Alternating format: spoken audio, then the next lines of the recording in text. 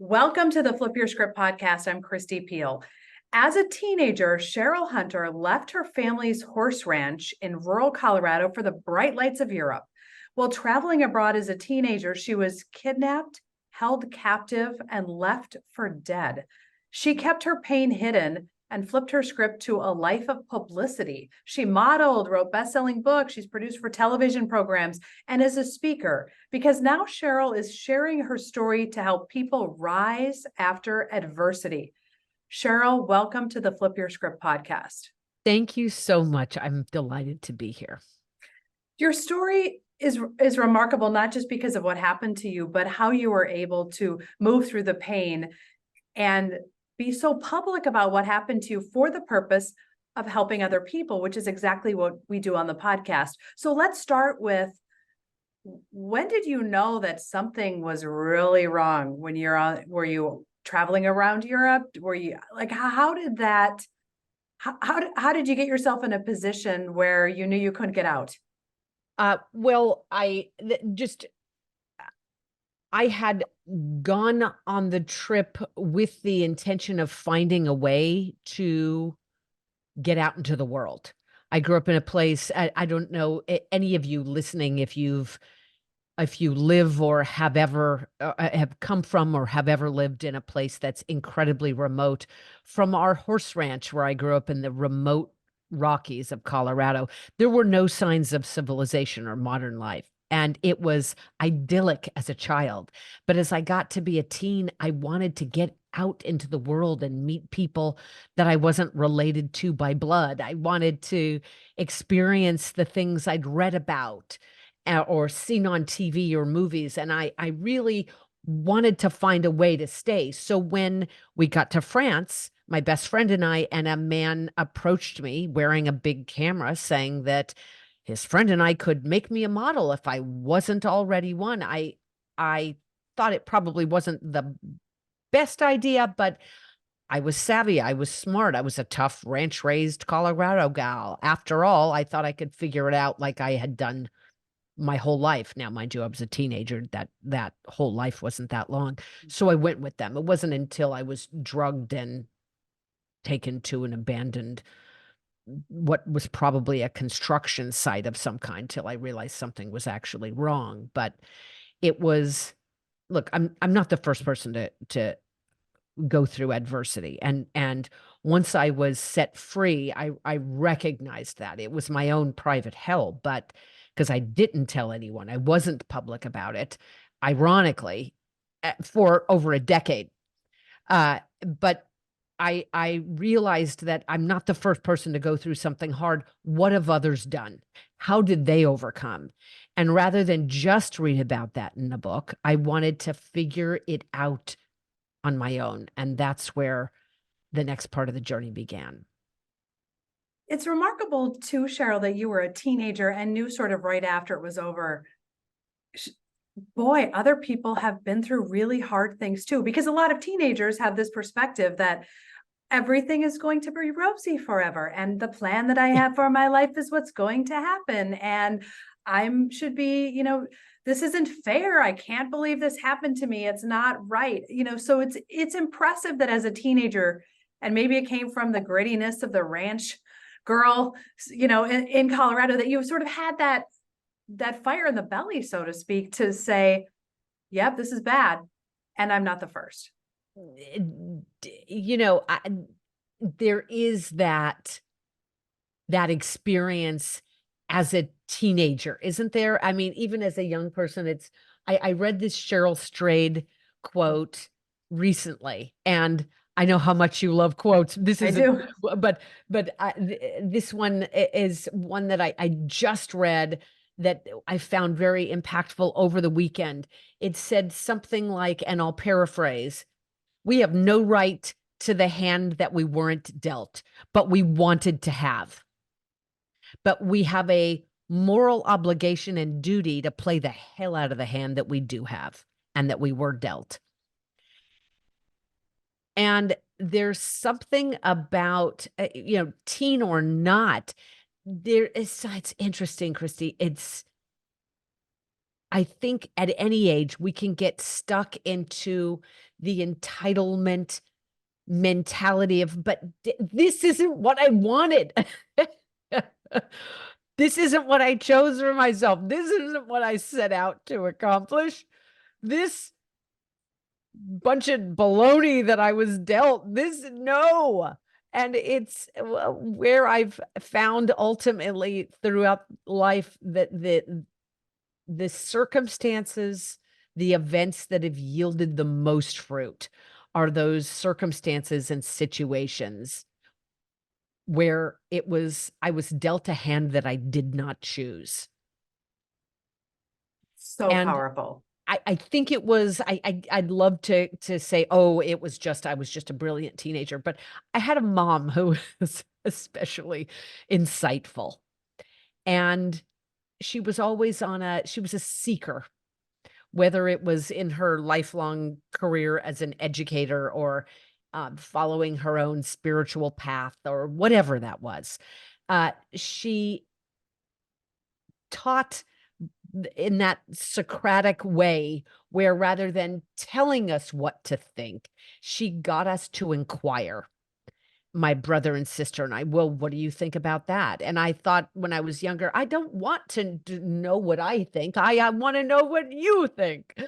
But there was something about the way in which she taught me to think and about thinking that again, I can't claim to be so brilliant as to have discerned that, but thank God I did recognize that there's others who have gone through far worse pain.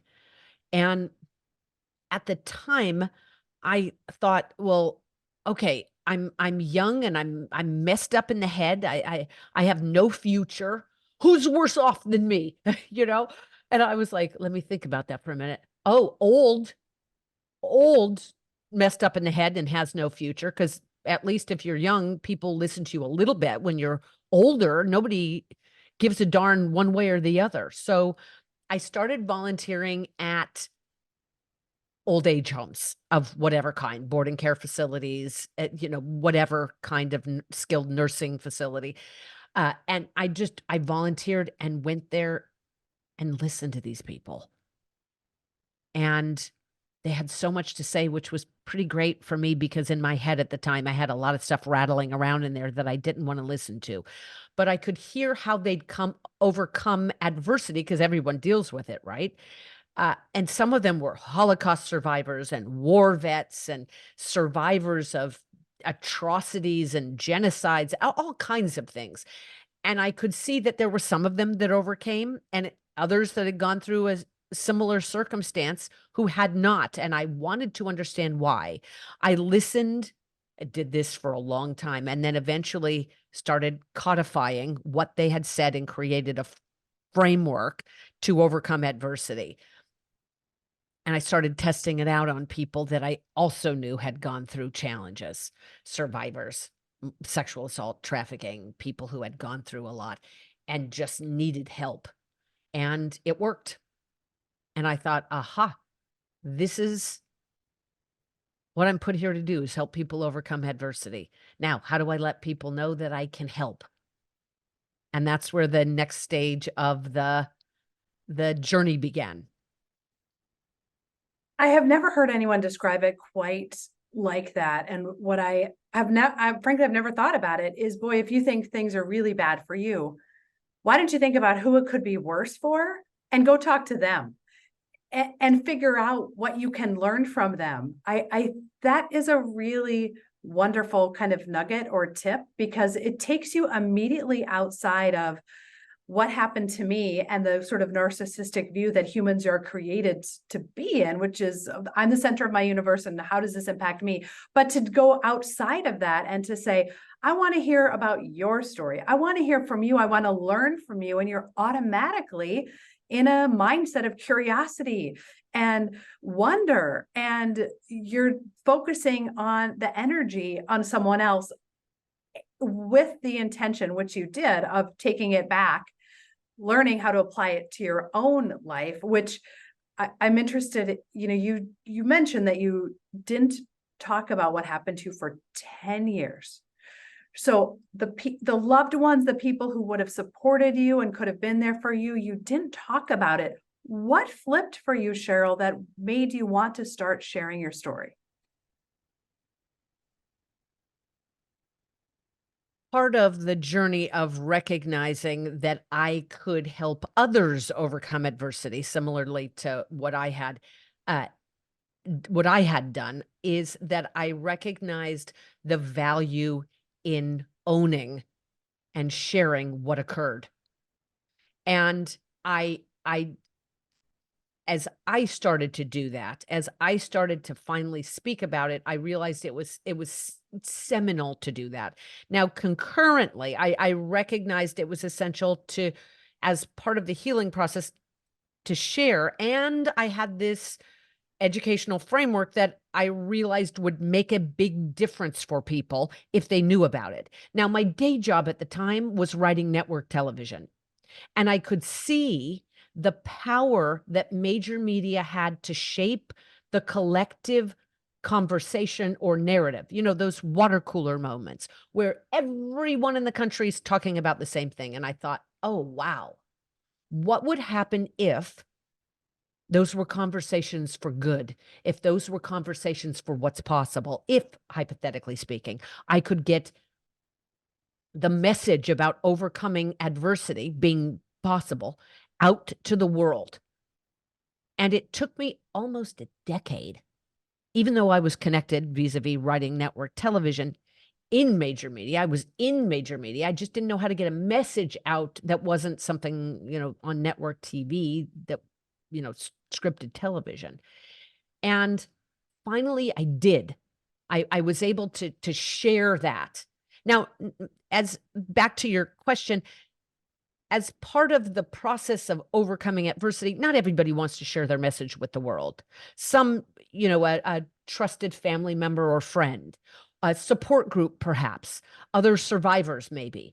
But there are those for whom sharing on a global platform is the only way to go. And I recognized as soon as I had shared my own story and message in front of an audience of hundreds of millions, I thought, you know what? I've loved helping people overcome adversity, but there's an industry dedicated to that. What does not exist is a reliable, proven way for a mission-driven individual or group of people who want to change the world. How do they get their messages out to the world? If it took me a decade as a network TV writer, what in the dickens would it take somebody else? And so I thought, you know what? I'm going to figure that out. And I brought together other network TV producers, journalists, etc., and said, let's gather around mission-driven people and help them do the same thing. How rewarding was it for you the first time, Cheryl, that someone used your framework, took your information, and reclaimed their power to own their story and share it for the purpose of helping someone else? So inspiring. There was the moment when, I said I was able to share in front of, it had hundreds of millions of views, which was like unprecedented. To me, I was like, how is that even possible? Videos that would, or appearances that would go viral. And I'm like, what? How does that happen? And then of all the clients that we've helped, one of them surpassed me. And the day that this client, his name is Jesse Bradley, he's a pastor from Seattle, been on Tamron Hall and to the Today Show and Good Morning America. He's a regular on Fox News and ESPN and all this stuff. He was a pro soccer player, took a prescription medication for malaria, nearly died, was in intensive care for a year, took him a decade to recover, had this dream that he was going to play professional soccer forever, now has nothing, not even his health, doesn't know what to do, finds Jesus and says, I want to help other people find hope. when they seem like, to them, it feels like there's no hope left in this world. And when he came to me, he said, if someday I could share a message of hope with, I know this is crazy, but 1,000,000 people, it would make everything worthwhile. And he's had well over 1 billion views at this point in, having radio stations and TV stations airing his content and creating shows based upon and using whatever he's created. He's on something. I see him now. He's like on something every day, it looks like. And to have someone surpass everything I've done in that way, it is just what Jesse said. It makes everything I've gone through absolutely worth it.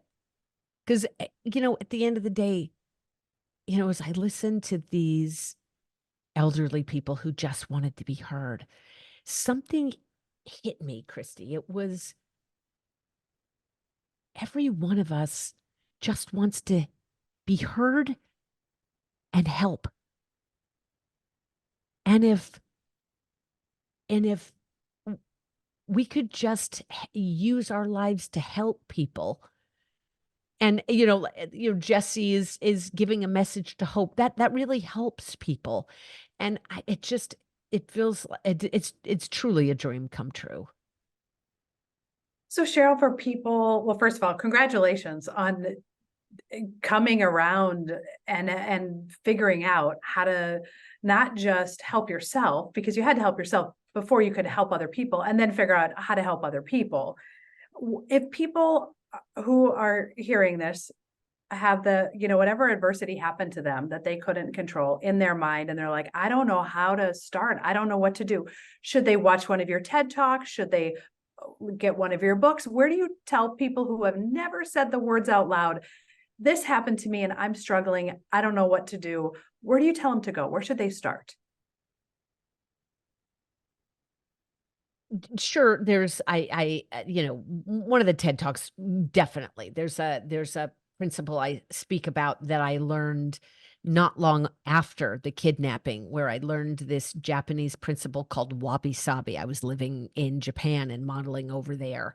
And I learned this principle called wabi-sabi that states that the beauty or perfection of anything, any object, it lies in its flaws.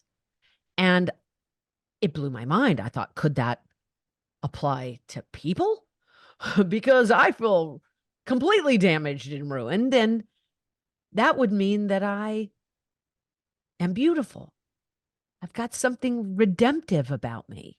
So sure, that talk, it can help recontextualize the challenge and have you find the beauty in it and in you. But it's, you might also look for, if I've found that the phenomenon of not sharing is a common one.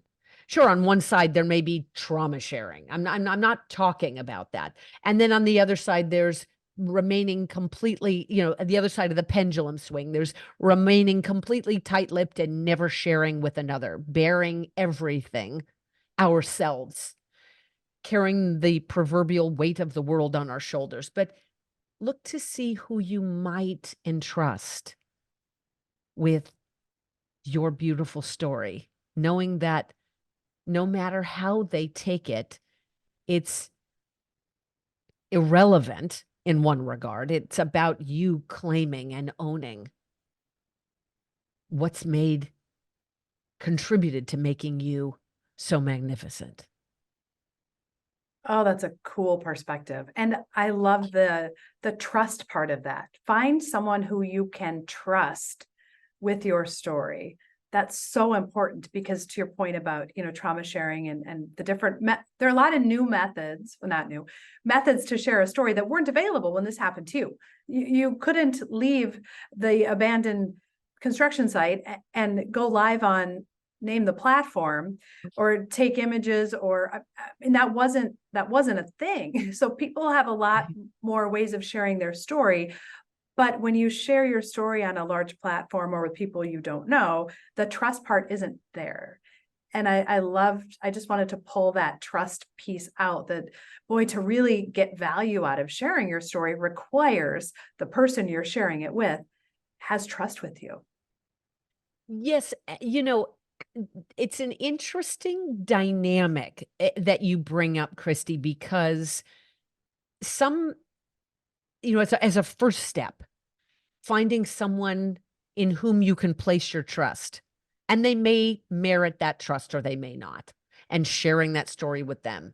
But the people that come to us, some of them have a story of overcoming they want to share. Many of them have built a business, whatever it is. But something that many people contend with as they do step out to share their story, their message, their vision for the world, their brand, whatever it is, with strangers, the world at large, is what if people don't like it? What if they are mean and nasty and cruel? And many times they are. And there are, protective things we can build for ourselves to protect our own psyche. As I started doing larger and larger major media appearances, I realized I'm going to stop reading the comments section and stop responding to direct messages in social media and stop looking at the comment section or monitoring my email, etc., and have someone else do that, because people write really horrible things. And I've been really straight with our clients about that. Whatever it is, there's an activist who came to us. He's a former gold medal platform diver, who was groomed as a young man and a boy and a young man, and said, his name is John Michael Lander. He's extraordinary. First spoke to me about it, and he said, "Do you know how many times I've tried to give away or sell these gold medals? Because no one has ever listened to me, and they represent so much pain." Wow. And I clear with him, there will be people who still won't believe you and will call you a liar, and they will say that the worst things you could ever imagine about you. Is it worth it to save one boy or family in that same position that you were in? And gave an unequivocal yes. And today, it's just extraordinary. He's been featured by Time Magazine. He's been all over, interviewed by 60 Minutes. He's featured in the new George Clooney documentary on Ohio State. He's addressed Congress, for God's sakes. This is someone who no one believed. And people may not be worthy of your story. It's like that Mother Teresa quote. I'm bastardizing it, but share it anyway. They may not be loving in response to the love you pour out in the world. Be loving anyway. They may not reciprocate. Give anyway. And there's power also in the distinction of not just who you share it to, but what you expect from that. And if sharing it means you expect someone to respond a certain way, you're probably not ready to share it yet, because you can't control how someone else responds to your story, but you can control if and when and how you share it. What a beautiful distinction. What a beautiful way, a litmus test to ascertain, am I in fact ready to share this? Because when we do it, it takes on a life of its own. We give it away. It's no longer just held close to the vest and it's just ours. That's a beautiful distinction. Thank you. Because if the first step is to share it somewhere, and you have expectations about how someone would respond to it, perhaps a journal is the place to start. Let me write it, and it's just for me, and I can process that. And then, perhaps the next step is to talk with a trusted person. And then at some point when you're like, you know what, sharing it is more important than not sharing it, no matter the consequences. Now you're ready for the prime time. Yes. But when people jump too far, we've seen it, right? It's just overwhelming for them because you don't know when you put something out there, gosh, is 60 Minutes going to care? Or am I not going to get 60 seconds on the podcast being produced in my neighbor's basement? You can't control that, but you can control, what you say, how you say it, and the manner in which you say it. And it's that expectation piece that I think, people who share their stories of adversity and want something back. Like if you would have started sharing your stories with, I'm going to create a business around it, and I'm not going to be successful until someone gets more views than me. Boy, you would have been disappointed for a long time. Right. Or, and rather just sharing with family, hypothetically speaking. And they've got their own emotional experience based upon how it pertains to them. When I finally told my father, and I decided it was time to tell him, when I had been interviewed for a documentary called Discover the Gift. It was the first time I'd been interviewed and was going to share it publicly. And it featured like the Dalai Lama and Deepak Chopra. And I was like, yeah, sure, I'll share my story. Okay. In a moment of enthusiasm. And then I'm like, what have I done? I'm going to have to tell my family. And I told my dad, and he said, my dad's a rancher, the fourth generation cowboy. And he says, well, I can see why you didn't tell me. Because I'd have wanted to kill the sons of bitches. And you probably just needed to be held. Wow.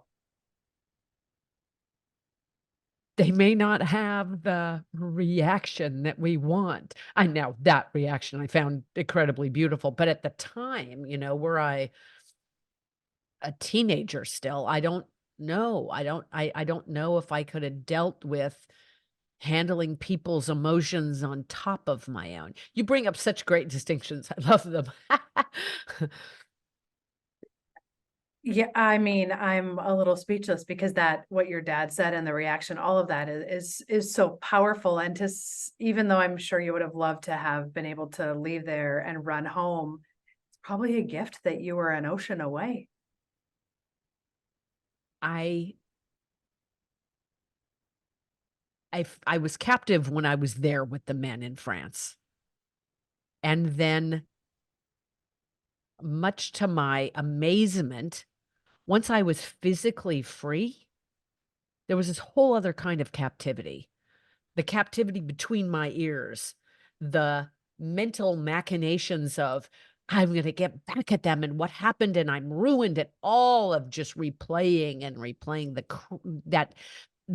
these thought loops, negative looping, perseverating thoughts. And I thought, if I go back to the horse ranch in Colorado, I will go literally out of my mind because there are no distractions. And I felt at the time my parents would force me to come home. And that was a fate I just couldn't endure. So I had to figure out a way to live without going home. Wow. It's an incredible story, and I am grateful that you shared it so vulnerably with us, and that you continue to do the work of telling other people to share their story, because that is your message is the heart of this podcast, and exactly why we produce it and why we put it out there is so that, by sharing stories, we are able to help other people. And there's so much power in that. And the number of generations of people who never shared their story until they got to the nursing home and were talking to some stranger, that generational kind of thinking, I think we're moving forward on, and the work that you do is a credit and a testament to that, and is helping other people reclaim their voice, reclaim their story. And I'm grateful that you shared it with us. Thank you. It's an honor, truly. And you have shared a couple of quotes, but is there another quote before we end the podcast that you'd like to share that has helped you as you've so dramatically flipped your script? There was a quote that my mother used to say. And yeah, I mean, she didn't write it. It's famous, but when the student is ready, or excuse me, when the student is ready, the teacher shall appear. And after France, I would say to her, I feel depressed. I didn't say why. And she goes, do you mean bored? Because I was a teenager. I think she thought that's just what I meant. And I was like, no, I mean depressed. And she would say, well, she always would quote this, they say, when the student is ready, the teacher will appear. And at the time I thought, well, nothing's appearing but this junky thing that I dealt with in France, the kidnapping. And I was like, well, that can't possibly be my teacher. I see my teacher as a wise old sage in a robe of some kind of looks like God. Where's Yoda? I'm looking for Yoda. There you go. Oh, that's classic. This isn't my teacher, this steaming pile of beep. I want a better teacher. And when I started to embrace that it's whatever life hands me is, quote, the teacher, that life started to get really interesting and like a game in a way. And there's this divine game of, I don't know, call it chess. The universe hands me a teacher and I'm like, no, oh wait, yes. And saying yes to whatever the quote teacher is at the time. And yes, the yes, I find enables that teacher to unlock its lesson. And that has been a quote that I've been blessed to live by. Thank you for asking that question. It's absolutely brilliant, Kristi. Again, I so appreciate you joining us on the podcast, and we'll continue to cheer for the work that you're doing. And I imagine that all of us at some point have turned on the news or scrolled through a website, and we didn't even know that we were watching someone share their story because of the work that Cheryl has done sharing hers. So thank you. Thank you. Well, as we think about what we can take away from Cheryl's story, I think the Flip Your Script Challenge of the week really is to identify the story that needs to be told and identify who or where you're going to share that story, and to be pretty thoughtful about what you expect in return. So there's a few little pieces in there, but I think that challenge, no matter where any of us are on that journey, there are different milestones as we get comfortable sharing our story. And Cheryl so beautifully gave us that framework, or at least exposed us to some of the framework. And we're going to put links to the different books and TED Talks and things that Cheryl has done, so you can have some more tools in your toolbox as you share your story. My hope is Cheryl's story empowers you to believe you're capable of more than you think, to discover motivation, to uncover inspiration, and to find the strength to turn the page.